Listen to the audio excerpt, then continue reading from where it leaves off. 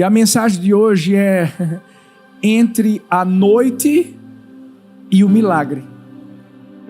Presta atenção. Entre a noite e o milagre. Você sabia que uma das armas mais poderosas do diabo contra a nossa vida não é o medo? Tem gente que pensa que uma das armas mais poderosas do diabo contra a nossa vida é a dúvida. Não. Uma das armas mais poderosas do diabo contra a nossa vida é a paciência. Imagina se o nosso milagre tivesse estampado nele o dia em que ele iria acontecer. A gente não luta contra Deus em relação a como Deus vai fazer o milagre. A gente não luta contra Deus em relação a por que Ele vai fazer o milagre. Sabe qual é a nossa luta? Quando? Por quê? Porque nós queremos ver a coisa acontecendo. É a ansiedade do silêncio. É isso que eu chamo de ansiedade do silêncio. Sabe, você está levantando as mãos, você está adorando, você está fazendo tudo direitinho, mas lá dentro do seu coração você está dizendo assim: Deus, e aí? Quando é que minha história vai mudar? Não sei se você já viveu isso, eu já vivi sim muitas vezes. Sabe, às vezes você está lá adorando, ou está lendo a Bíblia, ou está orando, alguma coisa assim, mas lá dentro há um silêncio que só Deus consegue escutar. E esse silêncio é um incômodo, é uma angústia, é aquela necessidade de ver o milagre acontecendo. Hoje a gente vai falar sobre Pedro. Por isso que o tema da mensagem é entre a noite e o milagre. Sabe aquele momento em que Pedro foi levado à prisão por Herodes? Herodes já tinha mandado matar Tiago e ele achou que aquilo deu um bom retorno para ele no que diz respeito aos status e ao título que ele tinha.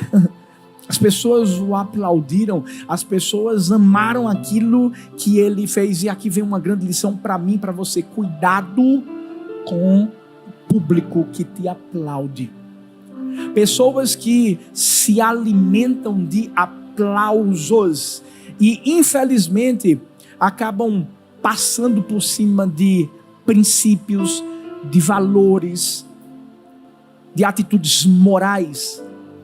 Lá na frente, essas pessoas irão infelizmente ser mortas pela crítica, porque vai ser isso que vai acontecer. Pedro estava na prisão, não foi por culpa sua. Obviamente que Pedro pregava a palavra, levava o evangelho, mas é porque Herodes achou muito bom o que aconteceu com Tiago e disse assim: eita, deu certo, eu vou colocar Pedro agora na prisão, Tiago já morreu, e vou continuar com os aplausos debaixo da minha liderança. Eu não sei se você já ouviu isso antes, mas não sei se alguém já chegou para você e disse assim: olha, quando você se converte, se prepara, porque o diabo vai te perseguir, se prepara, porque a luta vai aumentar, o diabo vai vir atrás de você. Por que isso acontece? Porque a gente vira uma ameaça. Porque o inimigo se levanta contra a nossa vida como estava se levantando contra a vida de Pedro. Porque o inimigo não ataca quem está perdido. O inimigo ataca quem vive e carrega propósito. Ou seja, quem foi encontrado. A gente sabe quem Pedro é e quem Pedro se tornou. E o texto de Atos capítulo 12, versículo 4, diz que Herodes vai planejar matar Pedro depois da Páscoa. Interessante. Depois da Páscoa. A gente sabe que lá em Êxodo 12, a Bíblia fala: quando eu vi o sangue nas portas, passarei adiante ali. Foi justamente a instituição da Páscoa. Lembra da última praga que viria sobre o povo egípcio, o primogênito que morreria? As casas dos judeus estavam com o sangue de um animal nos umbrais, nas vergas das portas. O anjo da morte passaria e os primogênitos dos judeus não seriam mortos por causa disso. A Bíblia diz que Herodes planejou matar depois. Engraçado. Como se ele dissesse assim: eu vou esperar algo muito espiritual acontecer para depois eu me aproveitar da situação, porque não tem mais sangue. A verdade é que, e eu acredito, talvez eu e você possamos estarmos sendo alvos de ataques do inimigo. Mas o inimigo se esquece de uma coisa: aquele sangue que foi colocado ali nos umbrais, nas vergas das portas, representa o sangue do Cordeiro de Jesus. Esse sangue já foi derramado. Esse sangue não está ali só naquele momento. Esse sangue continua sobre minha vida, continua sobre sua vida. E por mais que a gente esteja vivendo uma noite, a gente só está vivendo uma noite, porque a alegria vem pela manhã. Talvez você está se sentindo justamente perseguido pelo diabo, e eu sei, é porque você está carregando algo, um propósito. Você não está aqui por acaso. Não está. O melhor de tudo é saber que eu e você estamos cobertos pelo sangue de Jesus. Mas aqui em Atos 12:5 diz que a Bíblia diz que Pedro foi colocado na prisão durante a noite. Durante a noite. Às vezes nós vivemos noites na vida. São circunstâncias que a gente não gostaria de passar, não gostaria de viver. Eu não sei você, mas eu gosto da luz do dia. Por mais que eu acorde bem cedo, 5 da manhã, e quando eu acordo, está tudo escuro. Eu amo a luz do dia. Mas eu tenho aprendido que quando Deus permite que vivamos noites, não é porque Ele está nos castigando, Ele não está nos punindo, porque o que eu e você chamamos de noite, Deus chama de favor. Porque, venhamos e convenhamos, se fosse pela manhã, você que talvez conheça a história que eu estou contando agora, talvez se fosse pela manhã, Pedro já estivesse morto. Porque a noite, na verdade, no caso de Pedro, foi a proteção divina disfarçada de tempo inadequado. Sabe, talvez você está dizendo assim: pastor, aquela porta era minha. Eu pensei que ia ficar aberta para mim. Aquele trabalho, aquela oportunidade, de repente fechou, noite. E aí só depois é que você começou a perceber: eita, aquela porta que se fechou, que se abriu e que eu achava que era minha, e de repente se fechou. Eita, o cara não está pagando mais o salário. Eita, entrou na falência. Aquele relacionamento que você tinha e que acabou, você pensou que fosse rejeição. Noite. Depois, quando passa o tempo, você vai ver que se você tivesse continuado naquele relacionamento, teria acabado com você. A noite era livramento. A noite era a favor de Deus. Se a gente soubesse quantas coisas Deus bloqueia na minha e na sua vida, nós o adoraríamos mesmo na noite. Mesmo na noite. Eu sei que ninguém vai se voluntariar para ficar numa célula à noite. Mas se Deus dissesse assim: vai para a célula à noite, porque é à noite que eu vou mandar um anjo. À noite é que eu vou te livrar. À noite é que eu vou te tirar dessa situação. Deixa eu te falar, eu sei que todo mundo iria correr. Talvez Deus está te guardando de algo que você não consegue ver até hoje.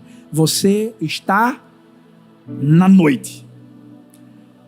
Mas a pergunta é: você é capaz de adorá-lo mesmo sem entender? Você consegue louvá-lo mesmo sem luz? Pedro fez isso. Sabe por quê? Porque Pedro entendeu que ele é luz. Quando a Bíblia fala no livro de João 8,12, que Jesus é a luz do mundo, e quem está andando, seguindo a Ele, não vai andar em trevas, mesmo que haja noite. Isso tranquiliza o nosso coração. O que é que acontece, pastor, entre a noite e o milagre? O que é que eu preciso então fazer? Eu estou vivendo a noite e eu quero viver o meu milagre. O que é que acontece? Primeiro, o descanso. Isso mesmo, o descanso. Atos 12:6 diz: na noite anterior a Herodes trazê-lo a julgamento, Pedro estava dormindo. Olha para mim, literalmente, isso aqui não é uma linguagem figurada. Ele estava dormindo. Dormindo onde? Em uma célula. Uma cela, mas assim, uma prisão? Sim. Tinha soldados? Tinham. Eram 16 soldados. 4 escoltas de 4 soldados que revezavam para que Pedro não fugisse. Algemado. E o que é que Pedro fazia? Dormia. E aqui há uma grande lição para mim e para você. É possível a gente dormir em meio a desordem externa. Por mais que Pedro tivesse 16 soldados ali, por mais que Pedro soubesse que Tiago já tinha sido morto anteriormente, Pedro estava descansando. E o descansar aqui, no original, no grego, significa descansar profundamente. Profundamente. É o mesmo texto, o mesmo verbo usado no texto de 1 Tessalonicenses 4,13, que diz sobre o sono dos santos que morrem em paz. Pedro não estava fingindo que estava tudo bem. Pedro não estava inquieto, ele estava de verdade descansando. Olha o que Charles Spurgeon vai falar comentando o texto de Pedro. Ele diz assim: Pedro dormia como uma criança no berço, porque estava nos braços da providência. Esse repouso aqui, gente, não era por causa da ausência de um problema, era por causa da presença da confiança. Pedro descansava na suficiência de Deus. O cenário era desesperador, era um grito desesperador, mas Pedro simplesmente descansava.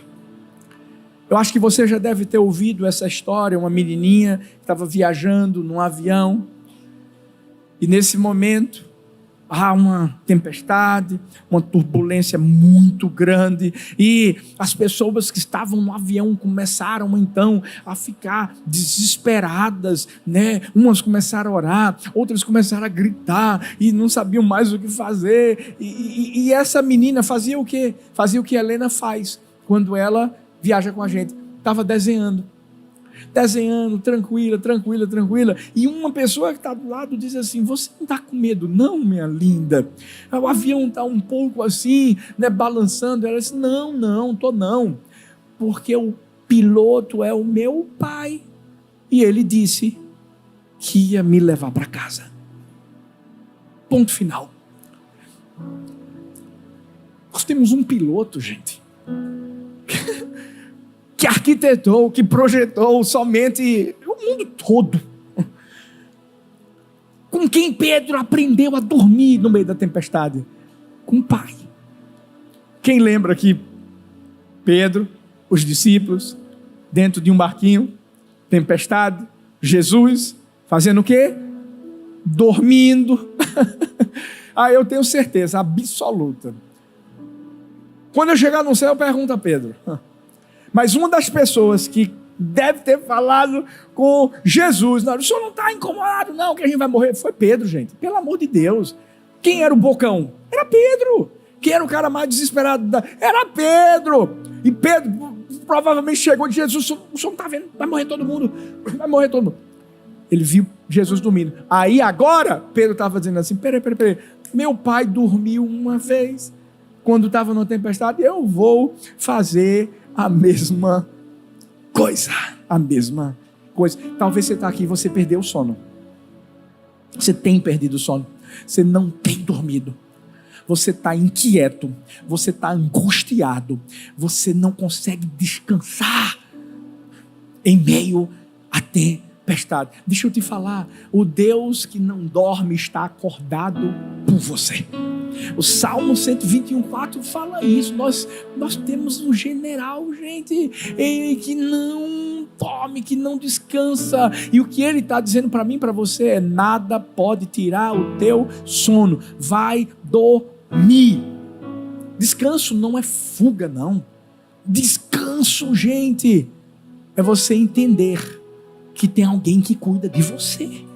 Agora, Pedro estava descansando, não era uma palavra de Deus. Pedro tinha alguma promessa, pastor, de que ele seria liberto. Pedro tinha alguma promessa de que ele não morreria, que Herodes não mataria. Não, Pedro não tinha nenhuma promessa de Deus.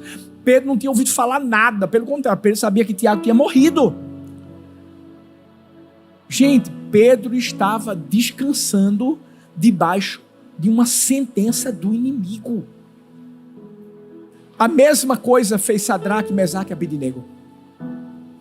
Eles chegaram para dizer assim: vão nos colocar na fornalha, a gente entra. Se Deus quiser nos livrar, ok. Se Ele não quiser nos livrar, não tem nenhum problema. Por isso que Pedro está descansando, porque ele não estava confiando no que tinha ouvido. Ele estava confiando em quem ele conhecia.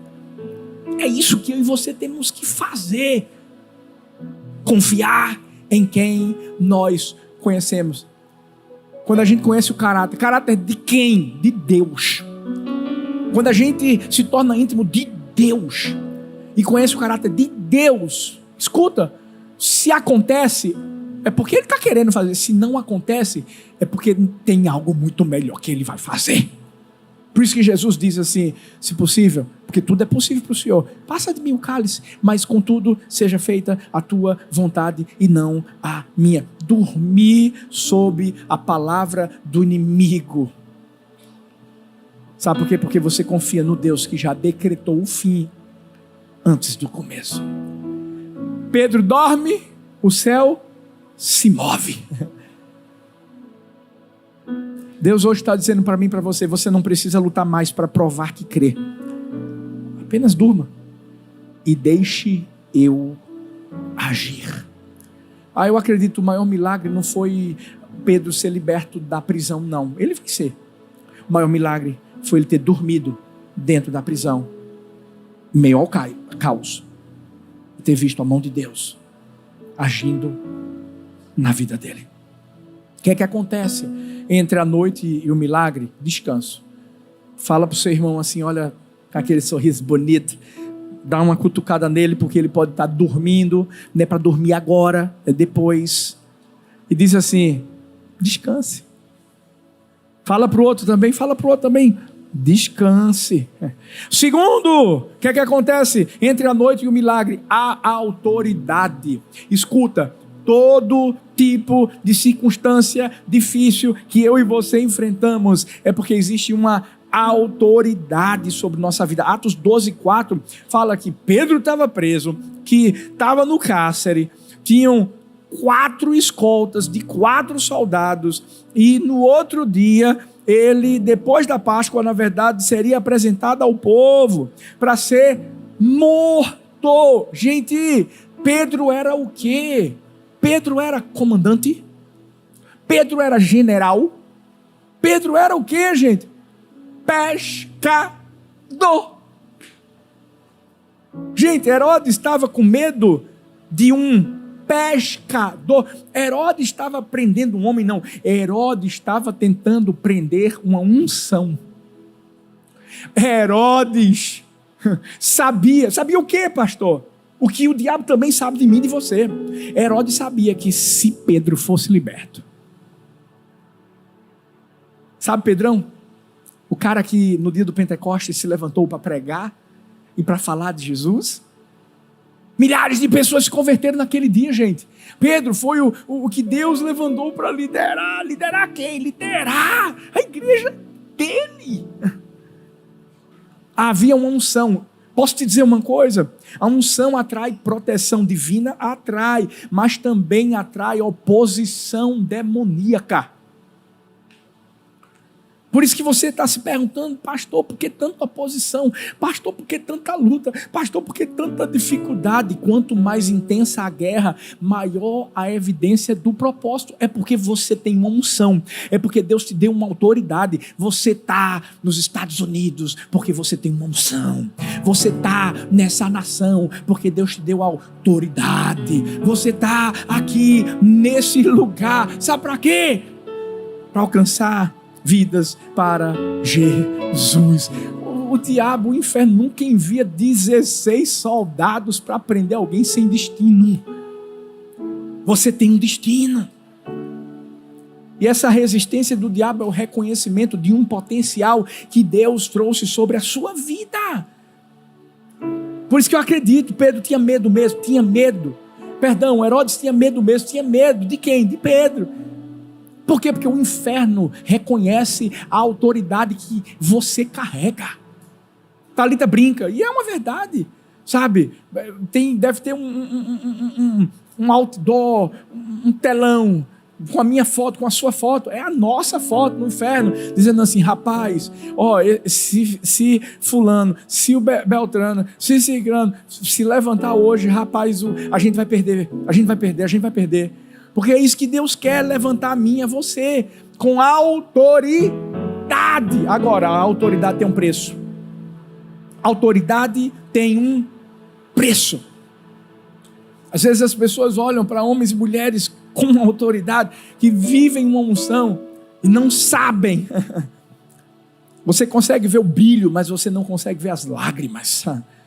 Uma vez, uma jovenzinha estava num culto, e tinha uma senhora, sabe aquela senhora do fogão, cheia da unção de Deus? E ela fez uma pergunta interessante, ela perguntou assim, qual é o segredo dessa unção tão doce?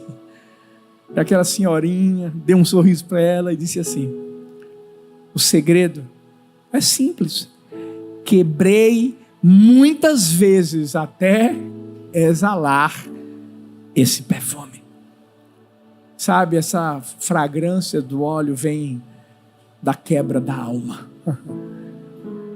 Por isso que talvez você está dizendo assim, pastor, eu estou sendo esmagado, pastor, a luta está grande demais, eu estou entre a noite e o milagre ainda não aconteceu, eu só estou na noite. Isso, se você está sendo esmagado, é porque tem um óleo que vai sair de você, é porque tem coisa maravilhosa que vai sair de você. Deus ainda é o mesmo, é aquele que extrai a autoridade das nossas cicatrizes. Por isso que não desiste não, entre a noite e o milagre vai ter descanso, descansa nele, confia nele, mas se prepare, porque já existe uma autoridade sobre você e essa autoridade vai aumentar. O que acontece entre a noite e o milagre? Intervenção. Olha o que diz o texto de Atos 12:7, eis que de repente, fala comigo, de repente, mais forte, de repente, a Bíblia diz que veio um anjo do Senhor e uma luz resplandeceu na prisão, tocando a Pedro no lado, o despertou dizendo, levanta-te depressa. De repente um anjo apareceu. Gente, Pedro não estava tendo uma visão gradual assim, sabe? De abrir os olhos e começar a ver gradualmente o anjo. Não foi uma preparação emocional de Deus dizendo, eu vou mandar um anjo. Não teve aviso prévio, foi de repente. Essa expressão no grego significa literalmente, subitamente, sem aviso, instantaneamente. Agora, vê que coisa linda. Essa mesma palavra, de repente, é usada em Atos 2:2, quando diz: e de repente veio do céu um som, como de um vento impetuoso. Você sabe o que é isso aqui? Foi o derramar do Espírito Santo de Deus. O mesmo tipo de repente que abriu a prisão foi o de repente que inaugurou o Pentecostes. Em ambas essas ocasiões, gente, o céu entrou em movimento. Quando? Quando os homens confiaram no sobrenatural de Deus. Talvez você está aqui dizendo assim: eu estou atrás do meu de repente. Não vai conseguir nunca. O de repente não sou eu que vou atrás dele. É ele que vem atrás de mim. O de repente só aconteceu aqui. O texto vai falar: depois que Pedro dormiu. O de repente não veio na ansiedade, o de repente não chegou, né, no momento em que ele ficou agoniado, como a gente diz no Nordeste, não. O de repente chegou quando ele descansou. A intervenção só chegou quando ele descansou. Você não está esperando. Você não está esperando de repente. É o de repente que está esperando você descansar, dormir, se posicionar, confiar em Deus. O que Deus está dizendo assim: enquanto você ficar tentando abrir a porta, eu não mando o anjo que tem a chave para abrir e fazer você sair. Ou eu e você decidimos de verdade descansarmos, entendermos que existe uma unção, uma autoridade que Deus colocou sobre a nossa vida para Ele intervir, ou então nós vamos ficar esperando para o resto da vida aquilo que nunca vai chegar. Eu creio que você está prestes a ouvir um de repente, mas antes você vai ter que dormir. O que é que acontece, pastor, entre a noite e o milagre? A postura. A postura. Depois da intervenção vem a postura. Atos 12:7 diz: e o anjo, tocando a Pedro no lado, despertou, dizendo: levanta-te depressa. E caíram-lhe das mãos as correntes.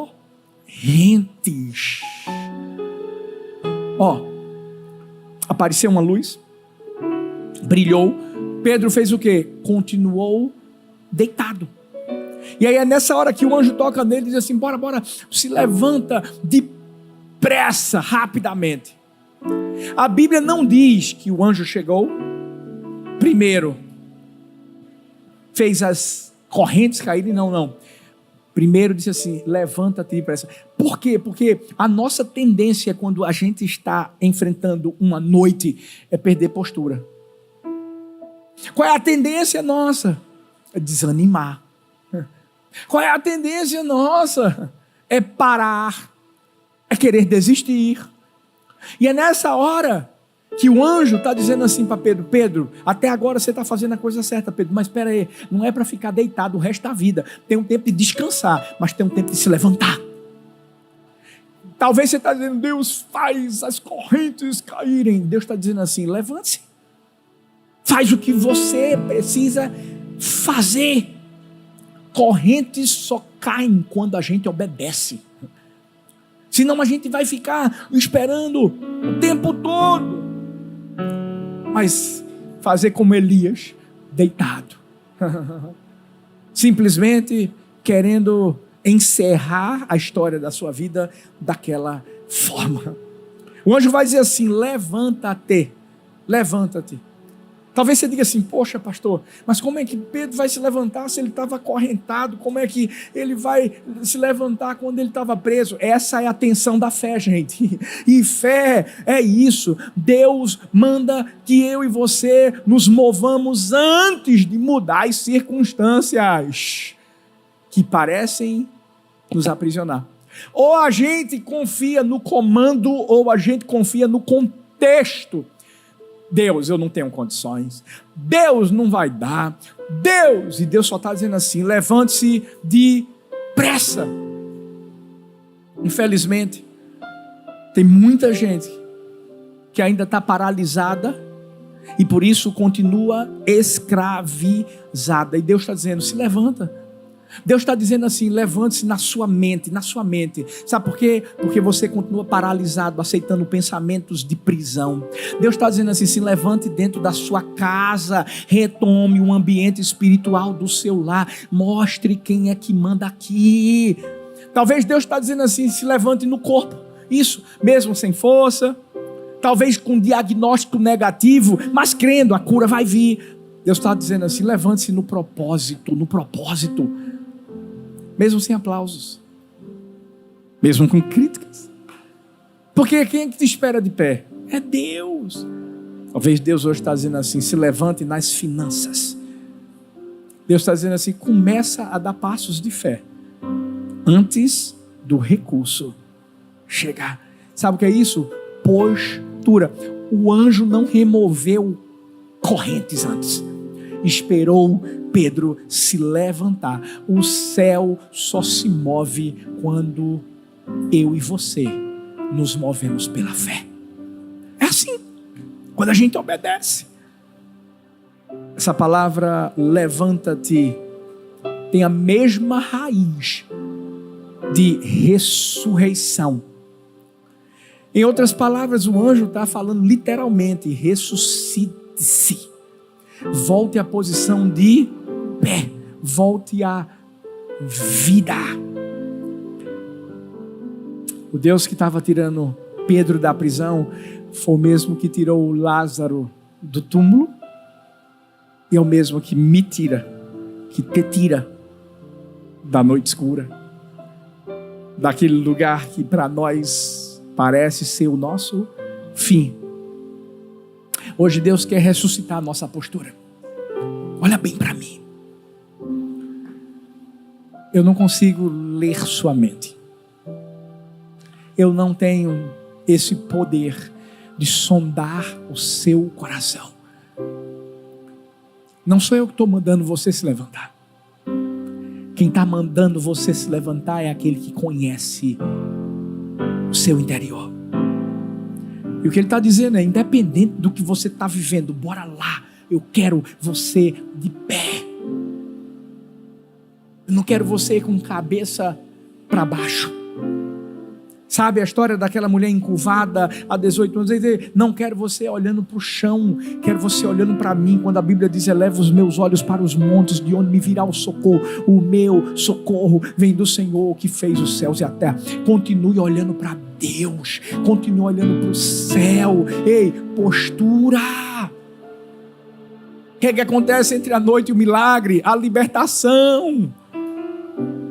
Porque quando a gente se posiciona, vai acontecer alguma coisa.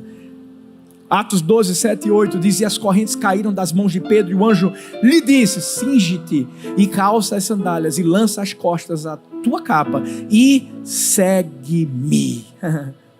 O texto não está dizendo que o anjo tirou as correntes. A Bíblia diz que elas caíram.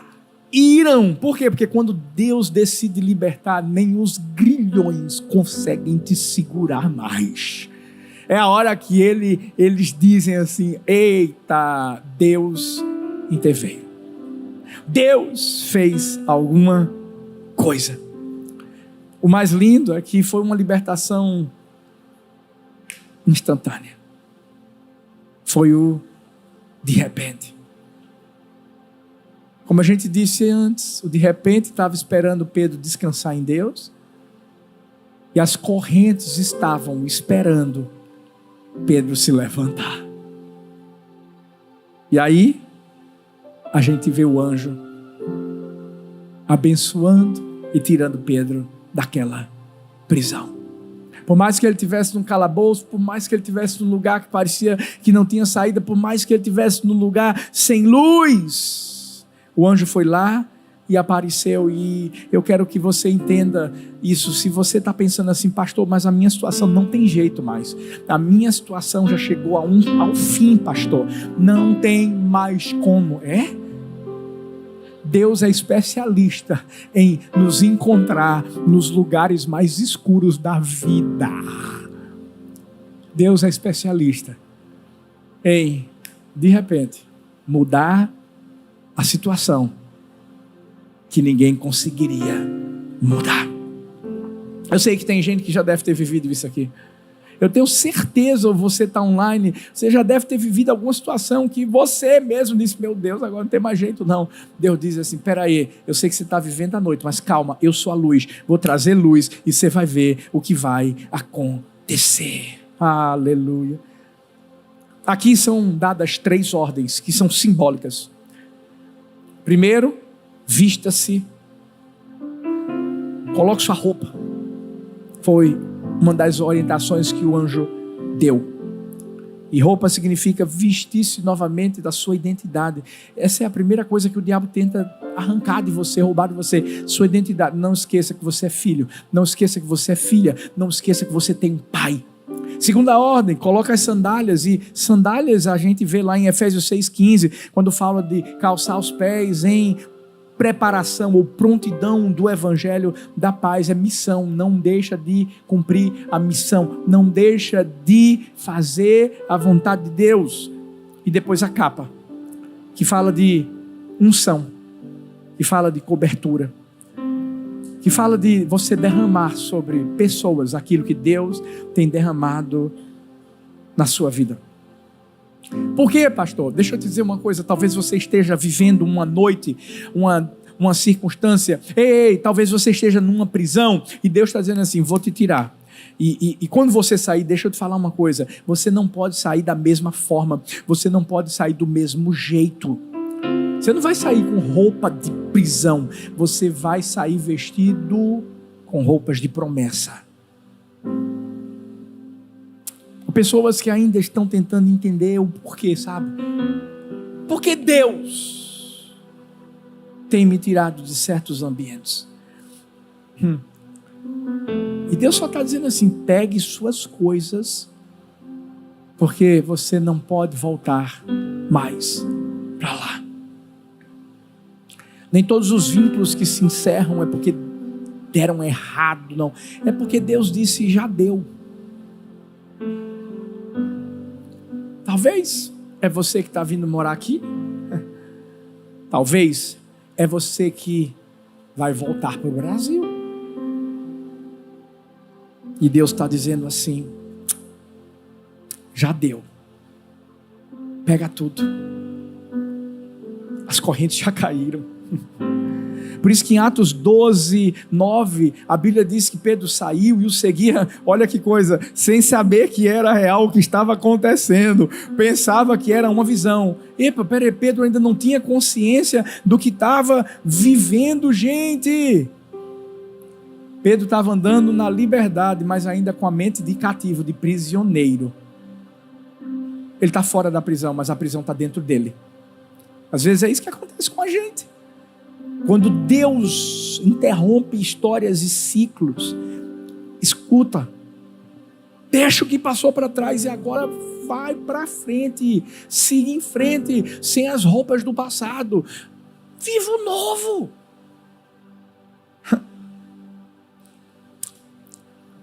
O povo de Israel, quando estava perto de ver a maior promessa que tinha para a vida deles, quando subiu o monte para espiar a terra de Canaã, nessa hora eles disseram assim, a gente é gafanhoto aos nossos próprios olhos. E tudo que Deus está fazendo assim, pelo amor de Deus, vocês não entenderam que eu tirei vocês do Egito, vocês não entenderam que eu tirei vocês das mãos de Faraó. Deixa eu te falar, para de me mostrar gafanhotos e me mostre a fé. Sabe, você não é o que sua família foi, você não é o que a estatística diz, você não é o que o seu passado ditou. Você é o começo de uma nova linhagem, de uma nova história. Grilhões foram quebrados. É só deixar o anjo te conduzir. Mesmo sem entender, pastor. Pastor, eu pensei que ia ser desse jeito, eu pensei que ia ser de outro jeito. Não foi. Mas segue, anda, sai da prisão, avança. Pedro começou a andar, mesmo sem entender, gente. Pedro não chegou para perguntar, mas espera aí, é sonho, é visão, é realidade? Não. Sabe por quê? Porque o ruído do raciocínio teria acordado o inimigo. Tem muita gente que está deixando de sair do lugar que Deus está dizendo sai, porque está raciocinando muito. E Deus só está dizendo assim: fica calado, segue as ordens e segue em frente. Porque há libertações que só acontecem quando você aprende a ficar calado.